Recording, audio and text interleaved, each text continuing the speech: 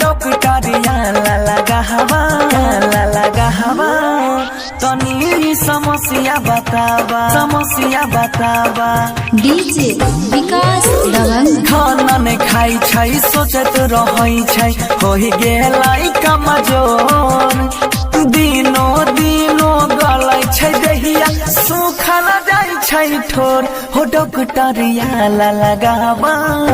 छौरी के बीमारी बतावा हो डॉक्टरिया लगावा छौरी के समस्या बतावा हो डॉक्टरिया लगावा तनी समस्या बतावा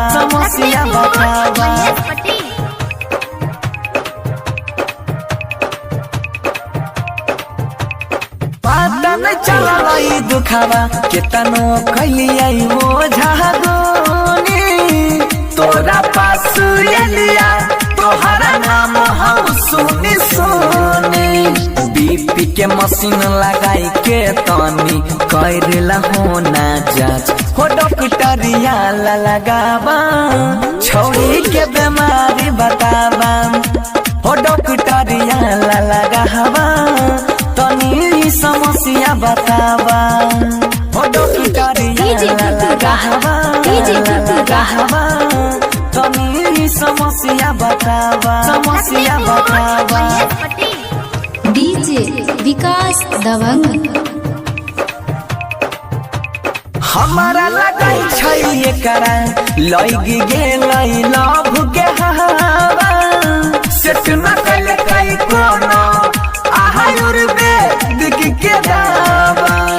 कहै छपन सिमनी सुजीत के बतिया बतावा साथ हो डॉक्टरिया लगावा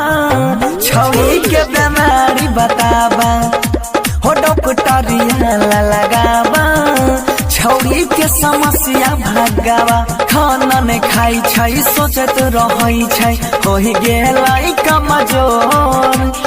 दिनो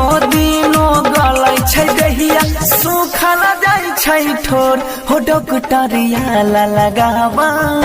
छौरी के बीमारी बतावा हो डॉक्टरिया लगावा छौरी के समस्या बतावा।